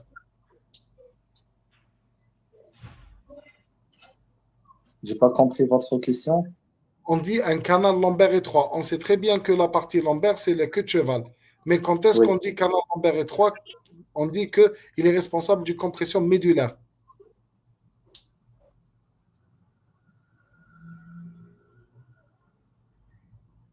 je n'ai pas compris la question. Alors, canal lombaire étroit. C'est quoi le canal Oui, lombaire étroit? Le canal lombaire, là où il y a la moelle et les racines de la queue de cheval. oui, Lorsqu'il est étroit, ça veut dire qu'il y a quelque chose qui comprime à l'intérieur. oui, D'accord? Quand est-ce oui. qu'on dit que le canal lombaire étroit, il est responsable d'une compression médulaire, alors qu'on sait que la partie lombaire, il y a la queue de cheval. Leur apparaître les symptomatologies de syndrome queue de cheval. Par exemple, les troubles Alors, sphinctériens. queue de cheval, justement, c'est bien. Queue de cheval, c'est queue de cheval. Donc, ce n'est pas Oui, compression médulaire. Mais on peut oui. avoir un canal lombaire étroit et une Il existe compression bien des médulaire. symptomatologies de la syndrome de queue de cheval. Syndrome de queue de cheval, c'est queue de cheval. Oui. Mais on a, par exemple, j'examine le malade, je trouve un syndrome de la queue de cheval et je trouve un Babinski. Donc, je me dis, c'est quoi? C'est une compression de la cône médulaire. Cône médulaire. Cône médulaire, c'est quelle région? L1. Très bien. Donc, un canal lombaire Oui. étroit au niveau de L1, c'est une C'est compression la médulaire. syndrome de cône médulaire, oui. Voilà. Il y a une deuxième particularité, c'est lorsqu'on a chez certains patients ce qu'on appelle la moelle basse fixée. C'est quoi la moelle basse fixée? C'est des gens qui vont naître avec une moelle qui ne s'arrête pas au niveau de L1, mais elle est fixée un peu plus bas. Elle s'arrête au niveau de L3, L4. Donc, ce sont des malades qui ont peut-être une petite compression. Ils peuvent avoir une compression médulaire. Lorsque le canal lombaire est étroit, il se développe au niveau des vertèbres lombaires supérieures. D'accord? Mais en général, ça, c'est une. Chacune la découverte de ces particularités, surtout lors on assiste, par exemple, à une ponction lombaire. Oui. Alors, c'est très rare. En général, on peut faire une ponction. Alors, les ponctions lombaires, en général, on les fait L4, L5. Donc, c'est très rare. Pourquoi? Parce que je vais vous dire quelque chose. Les moelles basses fixées, en général, on fait le diagnostic chez les enfants. Et la moelle basse fixée, elle donne des troubles comme les énurésies ou bien les incontinences urinaires chez les enfants. Pourquoi? Parce que quand la moelle elle est tirée vers le bas, il va y avoir des troubles vasculaires. Donc, il va y avoir une atteinte au niveau de la moelle. Donc, en général, on pose le diagnostic à un âge qui est jeune. Mais il arrive parfois où ça passe inaperçu et que la personne, elle donne pas trop d'importance à ces signes-là. C'est pour ça qu'on aura des symptomatologies qui peuvent passer inaperçus et qu'on aura une personne qui est adulte ou bien âgée avec une moelle basse fixée. Mais ça reste une particularité. Ça, c'est juste à titre d'information. Alors, les causes dégénératives, ce qu'on appelle la myélopathie cervico-arthrosique, c'est les sujets âgés. L'arthrose cervicale avec les mouvements du rachis cervical, lorsqu'on a une arthrose qui est évoluée, cette arthrose-là, elle va nous donner des phénomènes aussi dégénératifs. Il y aura une toute petite hernie avec plusieurs signes. Donc, ils vont comprimer la moelle. Et quand ils vont comprimer la moelle, on va avoir une myélopathie, une pathologie de la moelle. Myélopathie cervicale arthrosique. Myélopathie cervico-arthrosique. D'accord? Donc, quand on dit myélopathie, ça veut dire que c'est une compression médulaire. Ça aussi, ça reste une cause. Et on a les syringomyélies. Les syringomyélies, c'est l'équivalent d'un épendymome, mais il y a du LCR à l'intérieur. Je vais vous montrer une image, vous allez comprendre c'est quoi la syringomyélie. On peut avoir des maladies infectieuses comme la tuberculose, l'abcès épidural, on peut avoir aussi la brucellose, etc.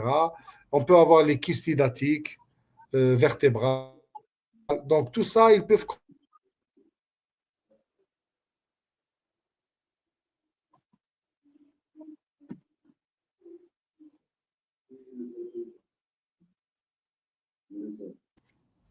Donc, on peut avoir aussi des malformations vasculaires médulaires. Et on peut avoir aussi des causes inflammatoires telles que l'arachnoïdite, etc. Donc, ça, ce sont des étiologies non tumorales qui sont vraiment rares, mais principalement en général, la compression médulaire lente, ce sont les pathologies tumorales et les hernies discales chroniques, les pathologies dégénératives telles que la myélopathie cervico-arthrosique. Alors, là, on va commencer un petit peu voir qu'est-ce qui se passe. Alors, je commence par une tumeur osseuse. Vous voyez bien ici comment l'os, il y a un tassement au niveau de cette région-là. C'est une tumeur osseuse qui va venir, hop, en arrière, elle comprime la moelle. Regardez la qualité de l'IRM. Regardez pourquoi on demande une IRM. Ce blanc-là que vous voyez avant et en avant plutôt et en arrière de cette structure, c'est la moelle. Le blanc là qu'on voit, c'est le LCR. Vous voyez comment la moelle, elle a une liberté. Là, elle est complètement comprimée. La compression, elle est antérieure. Qu'est-ce qu'on va avoir comme signe clinique? Les troubles motrices. Très bien. Donc, vous Oui. voyez que c'est vraiment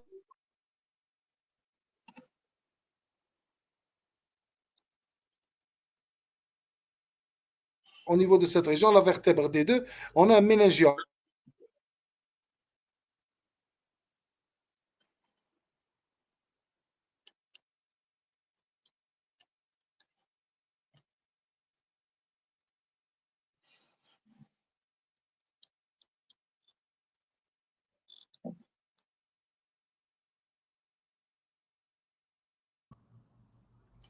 Donc, principalement, c'est un méningiome. Vous voyez? Voilà. Donc, ça, c'est un méningiome de D2. Compression antérieure. Quel signe clinique? Syndrome pyramidal. Très bien. Pas syndrome pyramidal seulement, pyramidal et troubles moteurs. Et regardez bien ici la compression, comment elle est importante. Quand la compression elle est importante, automatiquement, on aura aussi des troubles subjectifs, des troubles sensitifs plutôt. Oui. D'accord? De la sensibilité fine. Voilà. Alors, troisième cas, les tumeurs intramédulaires.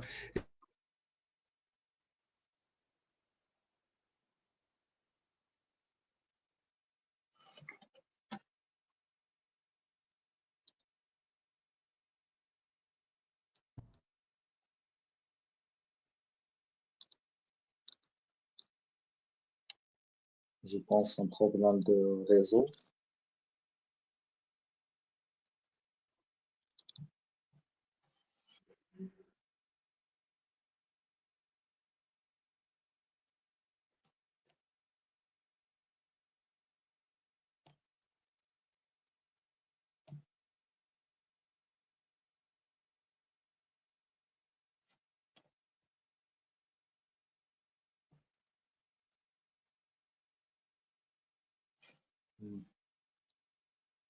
Je pense que c'est un problème de connexion.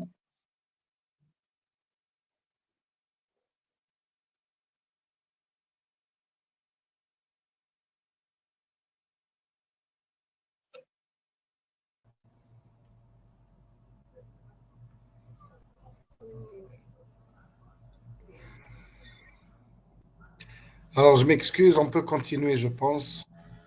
Oui. Problème de connexion.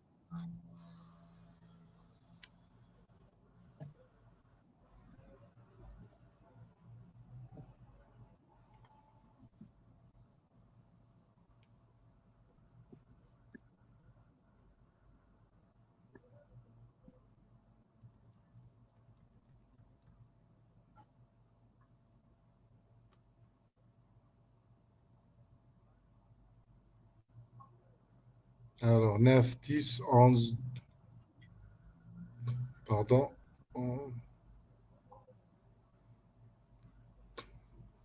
Je pense que c'est en train de se télécharger. 13, 14, 15, 16, 17, 18.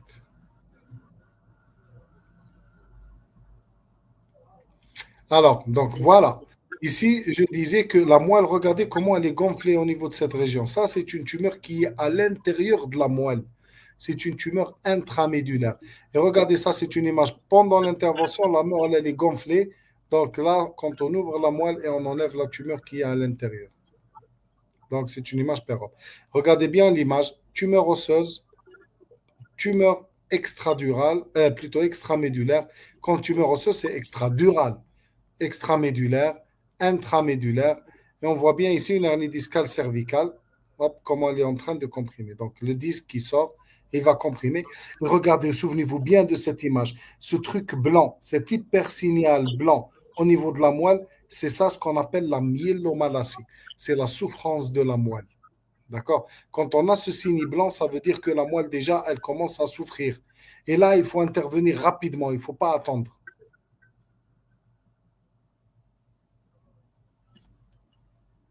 Alors, brucellose. Ça, c'est une image d'une brucellose vertébrale. Regardez bien cette couleur au niveau de la vertèbre qui est un peu noirâtre. Et là, elle devient blanchâtre. Donc, on a une discopathie, une pathologie du disque et une pathologie au niveau de cette vertèbre et cette vertèbre. Et avec, regardez ça, ça, c'est quoi? Ça, c'est une réaction épidurale, c'est-à-dire qu'il y a une infection qui est à l'extérieur de la durmère et qu'elle va venir, elle va comprimer au niveau de cette région. Ça, c'est une brucellose vertébrale avec une épidurite. Épidurite, ça veut dire inflammation des structures qui sont en épidurale, à l'extérieur de la durmère. Automatiquement, ils vont comprimer la durmère. Ça, c'est une hernie discale lombaire. On la voit ici, comment elle va comprimer toutes les racines de la queue de cheval. Donc, maladie, regardez-le, son volume, à quel point il est important. Donc, ça, c'est une malformation vasculaire. Et les malformations vasculaires, on ne peut pas les voir à l'IRM seulement. On voit un hématome, on voit qu'il y a un trouble. Le malade, il souffre, il a des troubles neurologiques. On trouve une petite contusion, un saignement à l'intérieur. Est-ce que c'est une tumeur qui a saigné ou quelque chose comme ça? Et lorsqu'on suspecte une malformation vasculaire, on doit demander une angiographie vertébrale. L'angiographie vertébrale. Syringomyélie, on en a parlé tout à l'heure. La moelle, le LCR à l'extérieur et à l'intérieur, et on voit bien ici le LCR à l'intérieur de la moelle, en blanc. Regardez, tout ça, c'est du LCR. Le LCR à l'intérieur de la cavité épendymère. Lorsqu'on a cette image, c'est une syringomyélie. Et je vais vous dire encore que, je vais vous donner une information, les malades qui se plaignent de syringomyélie, en général, c'est des gens qui évoluent, qui ont cette maladie qui évolue depuis presque 10, 12 jusqu'à 15 ans. Donc, pendant 15 ans, ils sont en train de souffrir et ils ne sont pas en train de s'en rendre compte. Donc, c'est pour ça que c'est important, parce qu'au départ, ça donne une dissociation thermoalgésique. Et plus la cavité, elle se dilate, plus elle va comprimer les autres structures de la moelle et on va arriver à non seulement des troubles sensitifs, mais on va avoir aussi des troubles moteurs.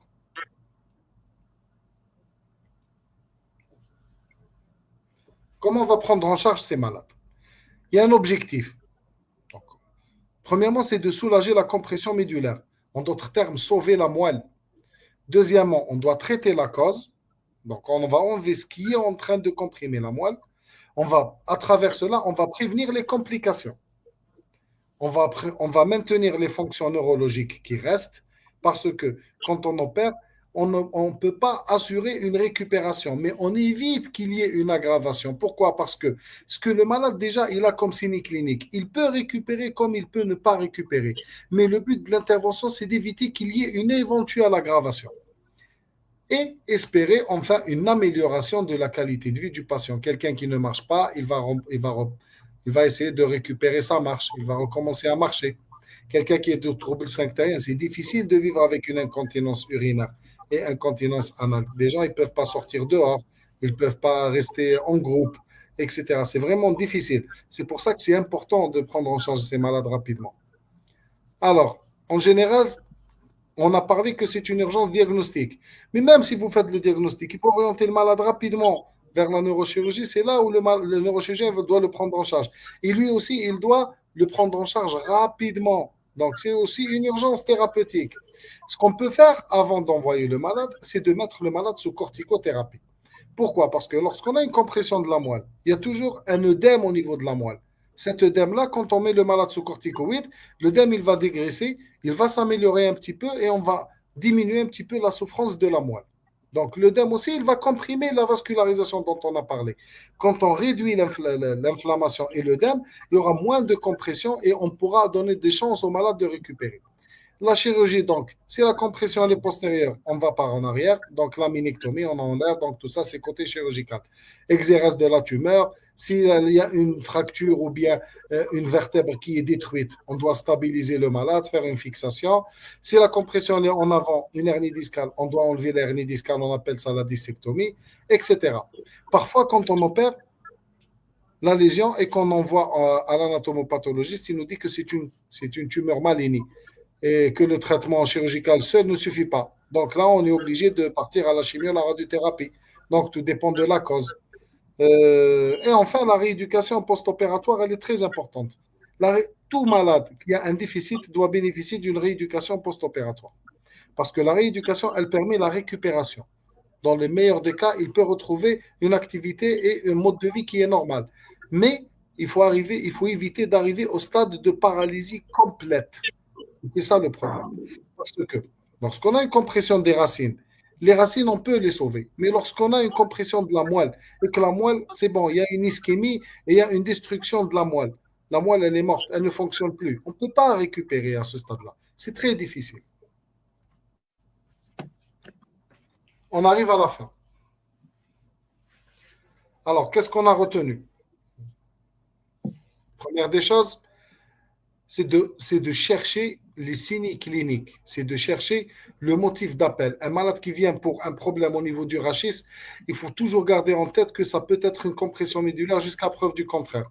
On cherche où est-ce qu'elle est la douleur, on cherche est-ce qu'il y a des signes neurologiques qui accompagnent cette douleur, d'accord? Et une fois qu'on a les signes cliniques et tout ça, on essaye de localiser la topographie de la lésion. Quand on a trouvé la localisation où est-ce qu'elle est exactement, on peut demander une IRM. Quand on a une compression cervicale, on demande une IRM cervicale. Lorsqu'on a une compression dorsale, on demande une IRM dorsale. Ce n'est pas la peine d'aller d'emblée IRM médulaire, médulaire, médulaire, médulaire. Ça coûte cher. Il y a des gens qui n'ont pas les moyens. Donc, il faut éviter parce qu'il y a des gens qui viennent, ils nous disent, voilà, est-ce qu'on peut faire un scanner?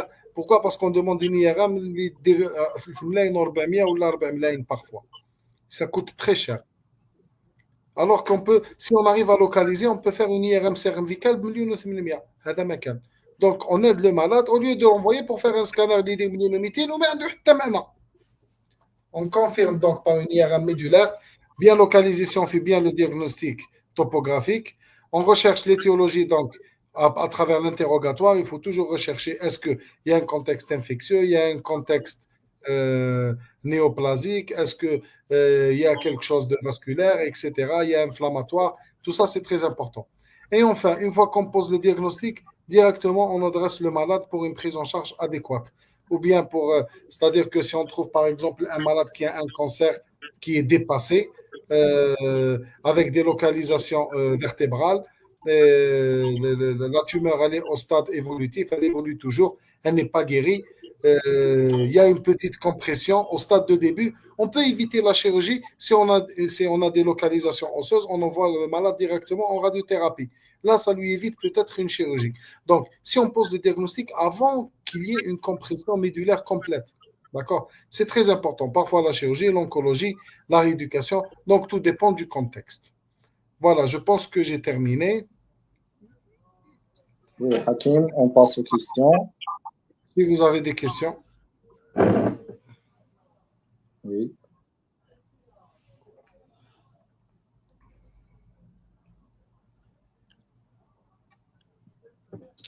Donc, docteur Asmani Jadi, comment détecter les signes de compression en cas de métastase osseuse? Alors, c'est le même principe, hein, métastase osseuse. On peut avoir 50 localisations. Chaque vertèbre, on peut avoir une localisation, mais il y a une seule peut-être qui va donner une compression. Donc là, le malade, il va venir, il va se plaindre de plusieurs douleurs dans tout le rachis. Et là, on doit chercher exactement en palpant le rachis, quelle est la partie qui est la plus douloureuse. S'il se plaint toujours des douleurs un peu dans tout le rachis et qu'on n'arrive pas à localiser exactement quelle est la partie qui est douloureuse, on passe directement à la recherche du syndrome lésionnel. Est-ce qu'il y a une lésion? Est-ce qu'il y a des douleurs neuropathiques? Est-ce qu'il a des paresthésies au niveau d'un territoire bien précis? Est-ce qu'il a un syndrome sous-lésionnel, c'est-à-dire une compression médulaire? C'est-à-dire, est-ce qu'il a un syndrome pyramidal, etc. À partir du moment où on n'a pas un syndrome pyramidal, ce n'est pas une compression médulaire, c'est juste une compression des racines nerveuses. Mais quand on a un syndrome pyramidal, c'est-à-dire des réflexes vifs au niveau des membres inférieurs, principalement, c'est le syndrome sous-lésionnel. Quand on trouve des réflexes vifs avec un Babinski en bas, c'est qu'on a une compression médulaire. On va directement rechercher où est-ce qu'elle est la localisation. Parfois, le malade, mais non, on examine, on essaye de toucher la peau, l'abdomen, le thorax, maintenant.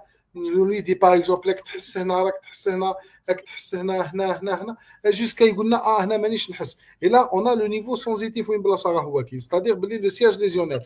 Tout ce qu'il y a en bas, c'est sous-lésionnel. Là, on se dit, la compression, peut-être par la métastase, elle est au niveau de cette région beaucoup plus. Même la canigine, par exemple, des malades, on a 3 localisations vertébrales. واحدة au niveau des 1, واحدة au niveau des 6, واحدة au niveau des 7. ولا واحدة au niveau des 12.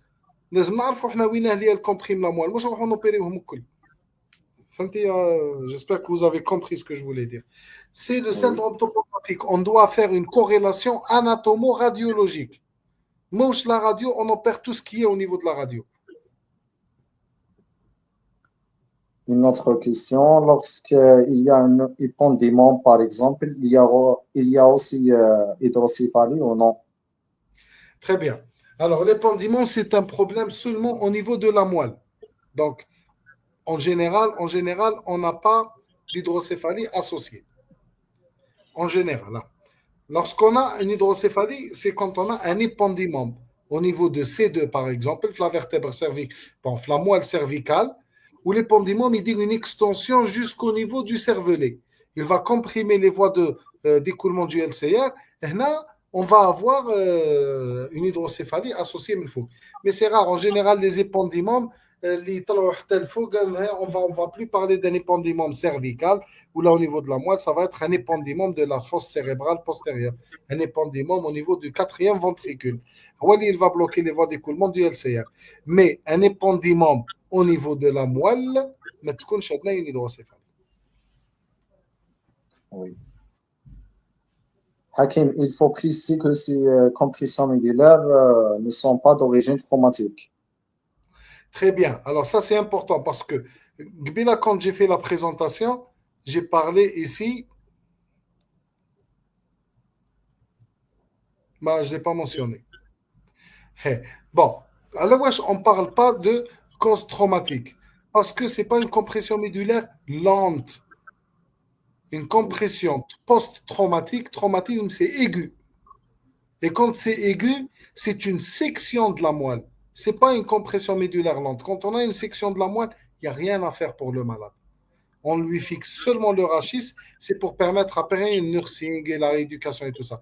Mais ça, c'est post-traumatique. C'est aigu. C'est pas compression médulaire lente. C'est pas la même entité classe.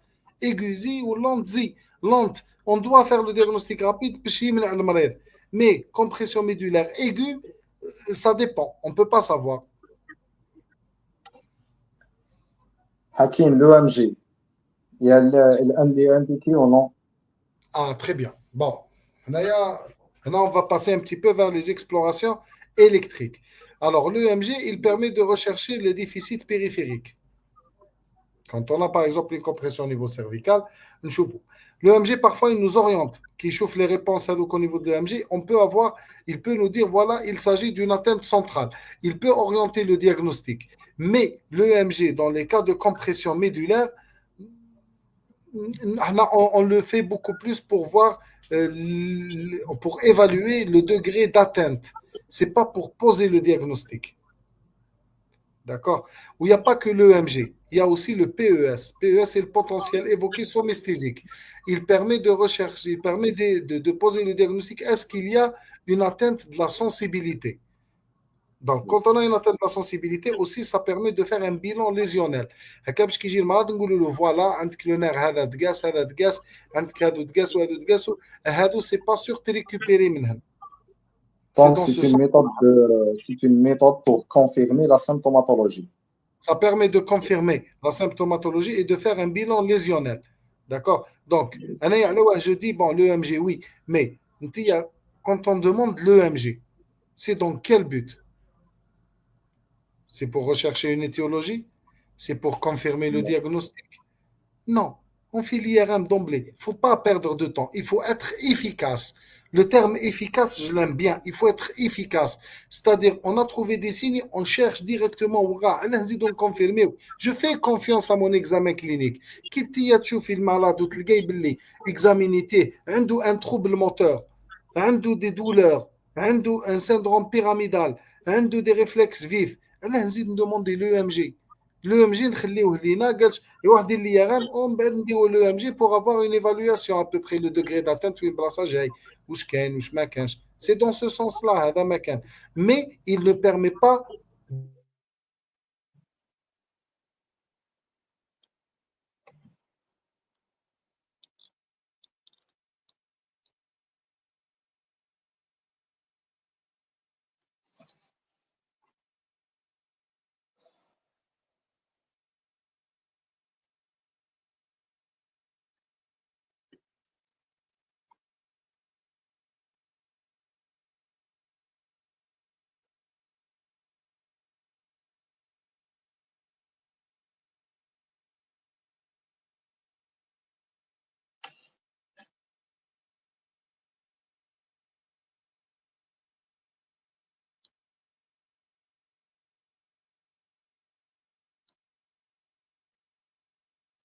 Je pense qu'il existe une interruption de la connexion.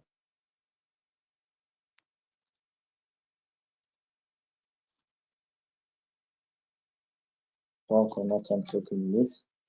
Voilà. Donc je disais qu'il ne va pas permettre de faire évoluer les choses هذا ما كان. Oui. Hakim, dans quelle situation on ne peut pas indiquer le traitement chirurgical? Bon, sauf là, ça dépend. Bon, en général, il faut comprendre une chose. Le traitement, quand on a une compression de la moelle, elle est comprimée. On doit sauver la moelle. C'est simple et c'est clair. Un malade qui a un déficit, il ne faut pas le laisser s'aggraver. Il y a plusieurs méthodes qu'on peut faire, mais il y a des cas où on est dépassé. Par exemple, un malade cancéreux en stade terminal, plusieurs localisations, le rachis il est déminéralisé, on ne peut rien faire. Si on l'opère, on risque de l'aggraver. C'est là où on préfère orienter le malade en chimioradiothérapie parce qu'il est en dehors de toute thérapeutique. C'est-à-dire le traitement chirurgical, il ne va pas apporter quelque chose. On peut l'opérer et l'aggraver, ça ne sert à rien. On peut l'opérer où il pourra par exemple intuber. Pourquoi? Parce que le poumon fait des localisations, ce sont des cas un petit peu particuliers où on ne peut pas proposer le traitement chirurgical. Mais dans les cas qui sont, par exemple, une seule localisation, la première découverte, quel que soit le diagnostic qu'on a, on doit tout faire, tout le possible, chirurgicalement parlant, pour essayer de sauver la moelle épinière. Pourquoi? Parce que si un malade, par exemple, il est paralysé, il ne bouge pas, il y a directement les complications de décubitus. Il va faire des escarres, il va faire des infections. Il va, même le côté psychologique, il va être atteint. Et du coup, le malade, il va se laisser mourir progressivement. Il va s'abandonner. C'est pas bien. Donc, dès qu'on a la moindre chance pour apporter un plus le malade, même chirurgicalement, il faut le faire. D'accord. Hakim, en cas d'abcès médulaire, est-ce que le déficit moteur est réversible? Alors, chauffe. Quand on parle d'abcès, de tumeur, de quoi que ce soit, il faut comprendre une chose qui est très importante. Les automatismes médulaires, ils surviennent 21 jours après le début de la compression en général. Ils donnent les automatismes médulaires et ils vont évoluer avec le temps. Qui te un abcès, est-ce que c'est réversible ou irréversible? tout dépend de la durée d'évolution des symptômes. Lequel l'abcès هذا, il est petit, ou il est sensible au traitement antibiotique. On commence un traitement antibiotique probabiliste, par exemple, où l'abcès commence à disparaître, le malade il va récupérer. هذا, par exemple, c'est l'un des cas اللي ما يحتاجوش نوبيريو. Mais dans le cas où l'abcès يطول ويزيد يكبر où le malade il tarde avec un déficit jusqu'au stade d'arriver à un stade de paraplégie où la paraplégie هذا طول quand on l'opère, il y a des chances d'irréversibilité. Il y a des chances de récupération, mais qui sont minimes. Donc, tout dépend de la durée d'évolution. Je dis que c'est important de faire le diagnostic rapide. Si je fais le malade, il gîne pour des douleurs au niveau du rachis, des douleurs au niveau de certains nerfs, ou les réflexes vifs, mais qu'ils marchent, non opérés. Bien sûr que, bon, on va dire, le malade en général, dans la majorité des cas, il récupère, ou il ne va pas aller à l'aggravation.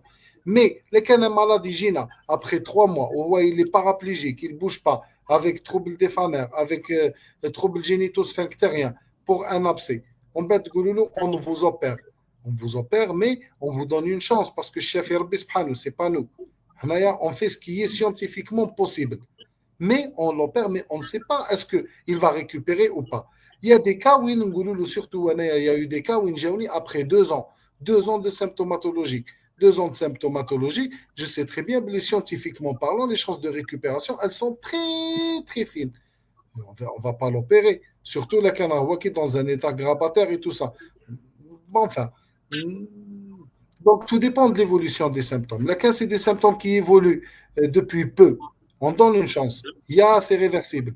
Mais là, quand c'est des signes qui évoluent depuis très longtemps, les chances de récupération, elles deviennent de plus en plus petites. Oui, d'accord. On répondra à toutes les questions. Donc, on arrive à la fin de notre live. Grand merci, Dr Zitoni. Vous simplifiez au maximum le cours. Merci à vous. Votre explication est super et claire. Donc, merci à tout le monde J'espère que vous avez pour être compris. interactif. Oui, les cours Merci à vous. Merci, Hakim. Merci à tout le monde pour votre participation dans les commentaires. Bon, merci, Hakim.